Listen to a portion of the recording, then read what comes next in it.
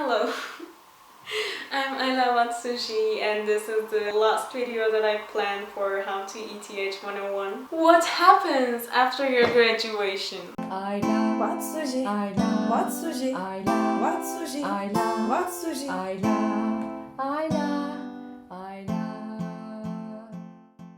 Okay, I will be fully honest with you. For international students, it is not easy to find a job in Switzerland. Actually, Switzerland has a lot of immigrants from all around the world. I guess 25% of the population in Switzerland are coming from other countries. In order for an international to get a job, the company should apply for a work permit. And in order to get this work permit, they should tell why they didn't get a Swiss person and why they didn't get a EU citizen. Why it had to be someone other than from these countries. Are there really no Swiss or European citizen that can do the same job as this international can do? I may say companies mostly don't want to deal with all of this and just hire someone right away. I guess this is the main reason that it is hard for international students to find a nice job around. But it is not impossible. You should satisfy the argument, right? You should be successful or unique enough that they will be able to come up with an argument. We need this person because this person is capable of these things that will make our work more valuable, will help us to grow, all these sort of arguments. And also one other thing is that all cantons have a quota for non-Swiss workers to give work permits. And this quotas renew every year, so that if you're applying to a job close to the end of the year, it may be unlikely for you to get the job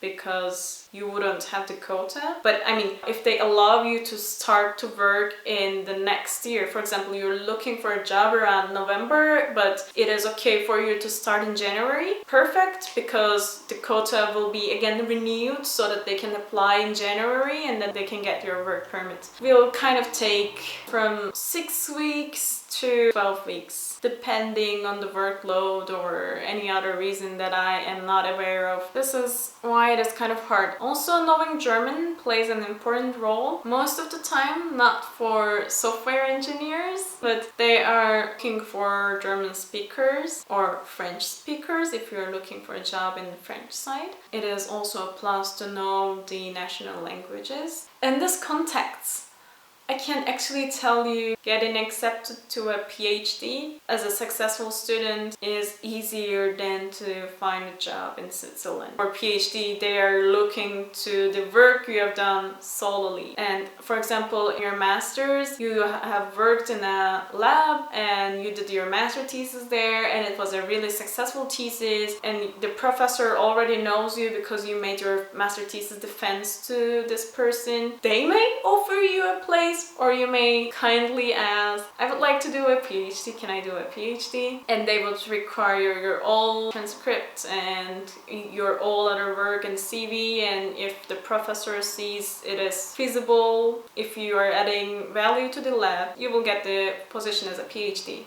And what is nice about being a PhD student in Switzerland is that they also pay well. It is not like the other cities because university also wants to keep the student in academia to continue to research. Since there is an industry in Switzerland that has really nice salaries out, they want to keep the students. So they're offering nice salaries. Yes, there are 5 different rates. These are depending on the departments. Mostly the engineering ones are using 4th and the 5th. And the salary also increases every year. For example, for the standard one, the lowest, the first year they pay you 47,000 francs per year. But in the rate 5, it is as high as 70,300 francs per year, which is enough for you to have a nice life in Zurich. Not really luxurious, but you can stay your own, you can go to the restaurants and eat at restaurants, so your life quality increases suddenly. As an international student, if you're successful and you would like to pursue a PhD, then it is a perfect match. You can also still use the advantages of being a student, but you don't need to stay at ETH. You can also apply for EPFL and all other universities in Switzerland. It really depends on you. If you would like to do a PhD, just go for it. But I'm not saying that for sure if you're a successful student you will get the pledge as a PhD, because for example during this pandemic researchers couldn't continue their work because of the restrictions, they couldn't get the grants, they missed the deadlines, so they couldn't open so much places in the labs, so it was hard even for the successful students to find a place. It was rough for me and most of my friends. It was rather smooth for the ones who continued to PhD, but for the ones who were seeking for a job, it was really hard. But if you don't want to stay in Switzerland, you can apply to PhD programs in